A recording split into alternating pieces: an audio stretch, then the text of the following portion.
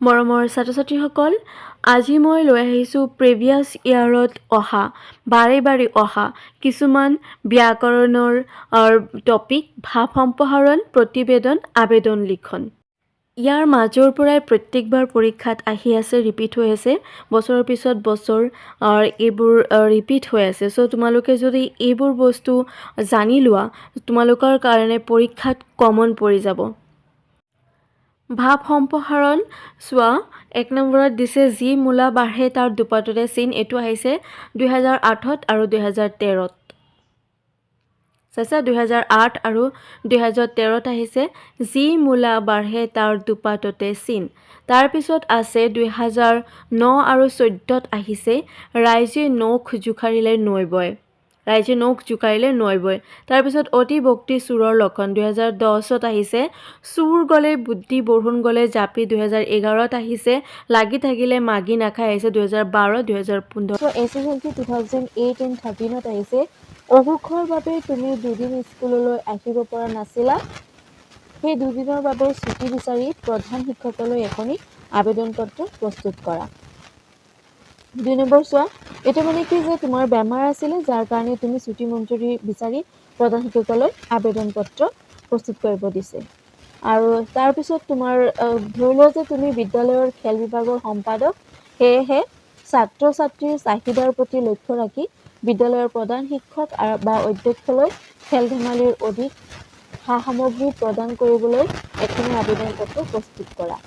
এইটো হৈছে আকৌ শিক্ষক বা অধ্যক্ষলৈ লিখিব লাগে, কিন্তু কিহৰ কাৰণে যে তুমি এজন খেল বিভাগৰ সম্পাদক আৰু খেলৰ কাৰণে যিবিলাক সামগ্ৰীৰ প্ৰয়োজন হৈছে সেইটো বিচাৰি পেলাই আবেদন পত্ৰ লিখিব লাগে। আৰু এইটো আহিছিলে চোৱা SSLC 2009ত আহিছিলে। তাৰপিছত হৈছে তোমাৰ মোমায়েৰাৰ বিয়ালৈ যোৱাৰ বাবে এসপ্তাহৰ ছুটি বিচাৰি বিদ্যালয়ৰ প্ৰধান শিক্ষক অধ্যক্ষলৈ এখনি আবেদন পত্ৰ প্ৰস্তুত কৰা।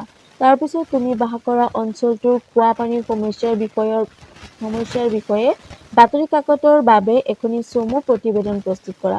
এইটো আকৌ কি আবেদন নহয়, এইটো কি প্ৰতিবেদন, যে তুমি বাস কৰা অঞ্চলটোত খোৱা পানীৰ সমস্যা আছে যাৰ বিষয়ে বাতৰি কাকতত এটা চমু প্ৰতিবেদন দিব লাগে, যিটো যেনেকৈ দিয়ে বাতৰি কাকতত তেনেকুৱা এটা প্ৰতিবেদন প্ৰস্তুত কৰিবলৈ দিছে। আৰু এইটো আহিছিলে 2010ত SSLC। তাৰপিছত দেউতাৰ অসুখৰ বাবে তুমি এসপ্তাহ স্কুললৈ আহিব পৰা নাছিলা, যাৰ বাবে ছুটি বিচাৰি প্ৰধান শিক্ষকলৈ এখন আবেদন পত্ৰ প্ৰস্তুত কৰা। এইটো আহিছিলে SSLC 2011ত তুমি আহিব পৰা নাছিলা আৰু তাৰ পিছত তুমি শিক্ষকলৈ আবেদন লিখি আছা, তেনেকুৱা এটা আবেদন প্ৰস্তুত কৰিব দিছিলে, যিটো আহিছিলে 2011ত। তাৰপিছত চোৱা 2012ত আহিছিলে শাৰীৰিক অসুস্থতাৰ বাবে 4ৰ্থ পিৰিয়ডৰ পাছত ছুটি বিচাৰি বিদ্যালয়ৰ অধ্যক্ষলৈ আবেদন লিখা, নাম ঠিকনা নিলিখিবা। এতিয়া এইটো চোৱা অসুস্থতাৰ পিছত মানে অৰ্ধ ছুটি 4ৰ্থ পিৰিয়ডৰ পিছত আমি যে ছুটি আবেদন লিখোঁ অধ্যক্ষলৈ, সেইটো লিখিব দিছে। এতিয়া হ'ল যে তোমালোকক এনেকুৱা ধৰণৰেই আবেদন লিখিব আহিব। ত' তোমালোকে এই অৰ্ধ ছুটি বা কাৰোবাৰ বিয়াৰ যোৱাৰ কাৰণে আবেদন পত্ৰ লিখা, বা তুমি অসুখৰ কাৰণে কেইদিনমান আহিব পৰা নাছিলা তাৰ কাৰণে আবেদন লিখি, এইবিলাক লিখিলে তোমালোকৰ কমন পৰি যাব। তাৰপিছত 7 নম্বৰটো চোৱা, যিটো নেকি 2012 আৰু 2014ত আহিছিলে শিক্ষান্ত পৰীক্ষাৰ আগত তুমি বাস কৰা এলেকাত সঘনাই বিদ্যুৎ কৰ্তনৰ বাবে হোৱা অসুবিধাৰ কথা জনাই বিভাগীয় কৰ্তৃপক্ষলৈ এখন আবেদন পত্ৰ লিখা। আবেদন বা প্ৰতিবেদনত নাম ঠিকনা নিলিখিবা। এইটো হৈছে যে বিদ্যুৎ সমস্যা, তোমালোকৰ যিটো এলেকাত তুমি বাস কৰি আছা তাত কি হয়, বিদ্যুৎ বাৰে কাটি দিয়ে, যাৰ কাৰণে তোমালোকৰ পঢ়াত পৰীক্ষা আহি গৈছে, লিখা পঢ়াত অসুবিধা হৈ আছে, সেইটো লৈ পেলাই এই বিষয়টো লৈ পেলাই বিভাগীয় কৰ্তৃপক্ষক এটা আবেদন লিখিব লাগে। তাৰপিছত চোৱা, অসমীয়া বিষয়ৰ 2-এটা পাঠ তুমি ভালদৰে বুজি পোৱা নাই, ইয়াৰ বাবে প্ৰয়োজনীয় অতিৰিক্ত পাঠদানৰ ব্যৱস্থা কৰি দিবৰ বাবে প্ৰধান শিক্ষকলৈ এখন আবেদন পত্ৰ লিখিব লাগে। হ'ল যে তুমি কোনো এটা বিষয় দি দিব, ইয়াত দিছে অসমীয়া বিষয়, যে অসমীয়া বিষয়ৰ 2-এটা পাঠ তুমি বুজি পোৱা নাই আৰু তোমালোকৰ ক্লাছ কমপ্লিট হৈ গ'ল, কিন্তু তুমি প্ৰধান শিক্ষকসকলে এখন আবেদন লিখিব লাগে যাতে তাৰ কাৰণে অতিৰিক্ত পাঠদানৰ ব্যৱস্থা কৰি দিয়া হয়। এইটো আহিছিলে 2015 SSLCত আহিছিলে।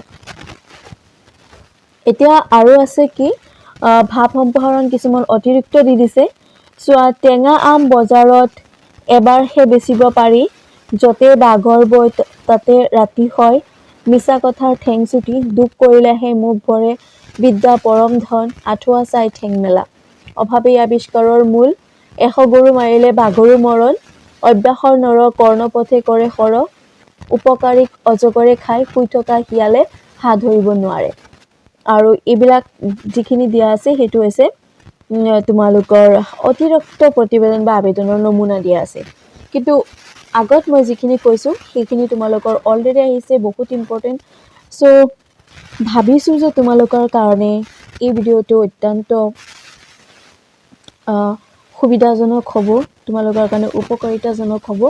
মই নেক্সট যিখিনি চাম ভিডিঅ' বনাম তাত মই ইম্পৰ্টেণ্ট আগৰ প্ৰিভিয়াছ ইয়েৰত অহা ৰচনাবিলাক আলোচনা কৰিম। বহুত সোনকালে ভিডিঅ'টো আহি যাব, তোমালোকে সেইকাৰণে চেনেলটো ছাবস্ক্ৰাইব কৰি থৈ দিয়া। আজিলৈ ইমানেই, ধন্যবাদ।